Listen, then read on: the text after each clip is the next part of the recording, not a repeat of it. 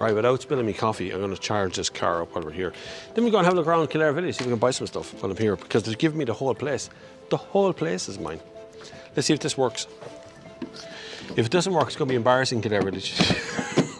Be handy if I start with the right end of the cable now, wouldn't it? That'd be a good start. They say it's free at the moment as well, so bear that in mind. If you're thinking about getting a charge, it's not the fastest charge, but then you're going to be in Kildare Village for a couple of hours, aren't you, at least? And if you're like me, you're going to be traipsing around after your missus while she's doing the shopping. It's green, it's working. Let's go.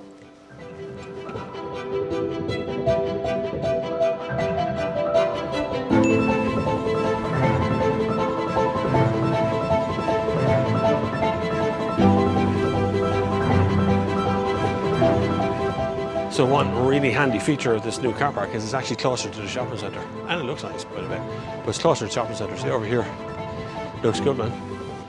Okay, now that this is charging, we can leave it here for about 3 hours to full. Now, it was about 60% when it came in. So they're slower chargers. And the onboard charger of this will put out about 11 kilowatts while it's charging, which isn't, it's not full speed, but it's good enough. 3 hours in Kildare Village is probably enough for any of you, particularly if you're not the shopper type like me. So if I was here for jeans, I would just go straight in and get it. But let's think about the Cupra for a minute. This is based on the Volkswagen ID4 and ID3, and everything else is coming out of Volkswagen, but particularly the ID3. The silhouette along the side looks exactly the same as ID3, but the front and the rear has been changed and the interior cabin's changed as well. So the front is probably the meanest and coolest looking EV on the market today. Really does look exceptionally pretty on the front. It's got an aggressive look to it. We'll go through the actual stats of the car in a few minutes, which isn't as aggressive as you'd like it to be.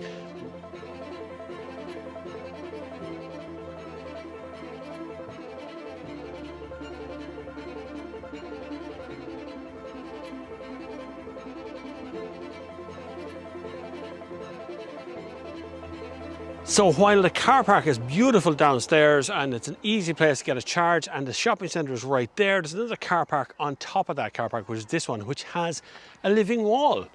These are all real flowers and things that are growing, and there's actually trickling of water going down in front of this as well, which suits us down to the ground because we're environmentally friendly, because we're driving the Cupra.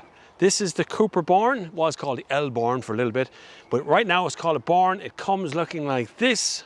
It's in this beautiful colour, which is an optional extra, by the way, and it has big 20-inch wheels on it, and yet it's still comfortable and silent, which kind of goes against the Cupra as well. And I'll tell you what, while you're here, while you're thinking about it, while you're wondering what to do next, click on the subscribe button down below. Click on the like, click on the comment, click on the share. Do the things that help the channel out, because, you know, it's your first time here, you should be subscribed. If it's your second time here and you're still not subscribed, what's wrong with you? Join the party. Right, let's have a look on the inside.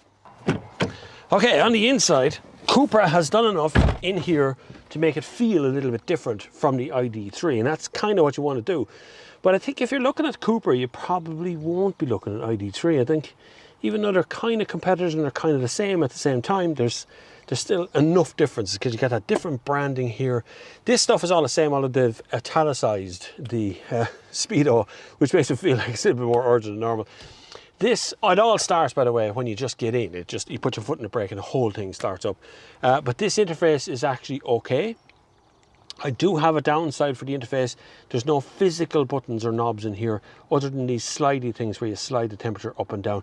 They work, don't get me wrong, this works, but I still feel a need for something, a knob or switch or something here as well. Apple CarPlay, Android Auto is normally there. You have these 3 stripes on the bottom which you can click, and then it changes over to the Cupra version of it, which puts all your climate control and stuff up the top here. Also here you got these 2 big cup holders, massive cup holders in here, then a cubby hole in front of that for stuff, then a wireless charging tray, which is actually conveniently here. I'm not a great fan of wireless charging. I think it's too hot. It makes the phones too hot. But there is wired charging just behind that, 2 sockets, both USB-C, and both able to fill it up very quickly. You can slide that shut as well to keep it out of the way so you're not seeing a phone anywhere. Very important, don't touch your phone while driving. Seats here are optional extras. In this one, you can spec different seats. These seats are really comfy though, they're very nice. And the seating position is just where I wanted to be for an electric car, not necessarily for a Cupra. I'm going to get into that more on the drive in a few minutes' time about why I don't think this doesn't necessarily work as a Cupra, but we'll see. I'll show you what I mean in a minute. So the back doors are the same as the ID3, and sitting back here is the same as well. There's room enough here for an adult. There's 2 USB ports on the bottom as well.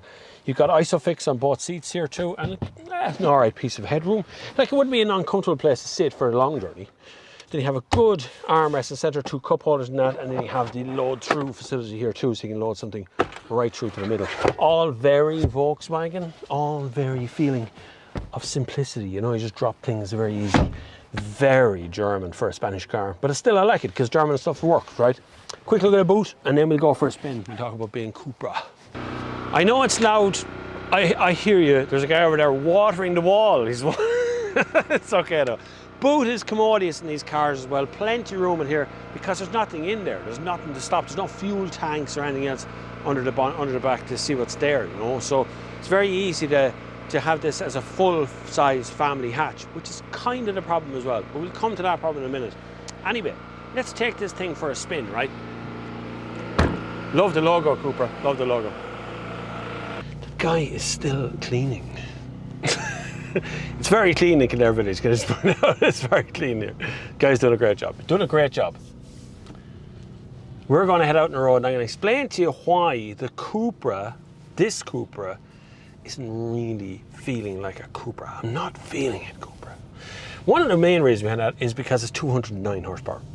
And the horsepower level, while not necessarily a problem, that's around Golf GTI from a few years ago level, right? I want from Cupra, I think there's 300 and something Newton meters of torque when you're driving as well. So there's a little bit of torque there, but I want 500 horsepower. I want clown shoes. It's a Cupra. I want something a little bit mad, a little bit crazy. You know what I mean? And when I get on the road, I'll explain a bit more of that. This is also rear-wheel drive, which is kind of cool. It's cool that cars are coming back to being rear-wheel drive. The Apple CarPlay interface here is very good, very nice. This is the standard interface that Cupra give you, so you can slide that left and right and do all your little stuff. Or you can go into your Apple CarPlay. If you click on a thing, it will come up eventually. It takes a while because my phone's still connecting up to it, I think. We'll go along this way, out towards Nurney. This is very convenient to the N7, by the way, just so you know. Very close. It's only over there, like. Hashtag not an ad. This is an ad. But seating position is a little bit high as well for being a Cupra. I want to feel lower in the car somehow. I want to feel more connected to the road. It's meant to be a performance car, a hot hatch, if you like, even though it's electric, right? So you get a lot of no engine braking stuff going on. It's kind of weird when you feel it. You expect a little bit of resistance from the car when you decelerate. It's an electric car. Normally it's trying to recoup all its power all the time, but not this one. But turning around on corners and stuff is okay because the weight's all down the bottom, so you can really kind of guide it through every corner, make it feel like it's just zinging through those corners. It really does act and behave very well. The car takes off again. Power is very good. It's not Cupra level, but it's actually kind of nice. So if I go into there's a system in here that I press, have to find it again. No, it's the car over here. Hold on, it's hard to do. And then you go drive profile, and then you go performance, and it goes into performance mode. And nothing much more happens than was happening in the standard mode, just so you know. You get a little bit more resistance off the engine, and when you put your foot down, it uses all 209 horsepower. So essentially the car feels like there's a bit of action going on, and that's quite nice. It is quite nice, but it's just not Cupra. And I'll show you, hold on. Stop here. Okay, so Cupra would leave my nose bleeding if I took off normally, right? That's it. That's 209 horsepower, 300 and whatever it is Newton meters of torque. It just doesn't feel urgent. And I know I'm going on about electric cars, the range, and that's the way they sell them as well. They talk about how far the car will go, but realistically, I'm not really interested in that in a performance car. I don't get into a Golf GTI and go, I wonder could I do 400 kilometers in this car? I don't care. I'm going to floor it and have fun in it and enjoy it and drive hard down back roads. So it's not really, the thought of trying to conserve energy the whole time just doesn't do it for a hot hatch. I don't really mind about range. 70% of battery just charged up in Kildare Village, so I'm not really worried about range on it either. There is other modes, there's individual, there's comfort as well. You click into that, the car feels now like it's just, I don't know what the difference of comfort and performance is going to be. And then you have one for range. So even Cupra have said that range is all important. So when you click that, it turns off the air conditioning, deadens the throttle response, and in a hot hatch. Cupra has a bit more to learn, I think. The car looks savage, but performance-wise, I just wanted more from the car as performance. I think it needs 300 horsepower and 500 newton meters of torque. And don't tell me that it's impossible, because these are electric cars. You can easily do that. There's no gearbox getting in the way. There's no torque converters. Nothing getting in the way of the power. You can do what you want essentially with the engines and the systems in the car and make it work. But for a family hatchback, looks a bit different, looks something else. You can't beat it. This is number one on looks anyway at the moment, and certainly even functionality works very, very well in this car. This stuff, the Cupra system, the Seat system, Volkswagen systems, works very well. It'll attract a ton of attention when you park it as well.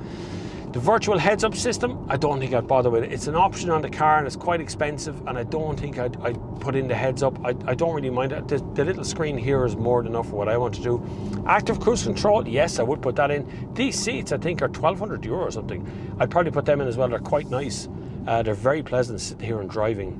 Now, what I do find is, whatever it is with Volkswagen, they want you to use friction brakes more often, because I do find myself using the brakes. There is no one pedal driving in this car like there is in other versions of the car out there. In my hometown in Kildare, driving up by the parish church there, where I went to school. I didn't go to school at the parish church, but school there, the boys' primary. But it's a lovely car for driving around in. I would just like it to be more performance led and less range led. You know, it needs more Cupra and less Volkswagen. Anyway, as I return back to Kildare Village, thank you very much for watching. I hope you've hit the subscribe button at this point, because if you haven't, I'm going to come around your house, knock on your window and ask exactly why you haven't subscribed after watching this far into the video. Like, what's the problem? Why haven't you done it now? But thanks for watching anyway. You will find me, of course, on TikTok and Instagram and YouTube and all the usual places you want to get in touch with me. Have a look at the other video as well that we did on write-offs in Ireland, because that's an interesting one. I'll link it up above. Click on that one. It's really interesting. It's something to watch as well. And you'll get a bit of a crack of it. It's all about writing off the cars and why it's not been done properly. But anyway, listen, I'm going to pull back into the lovely underground car park here and get a bit more of a charge. Thank you very much for watching, and until the next time, I'll see you on the far side of this car park.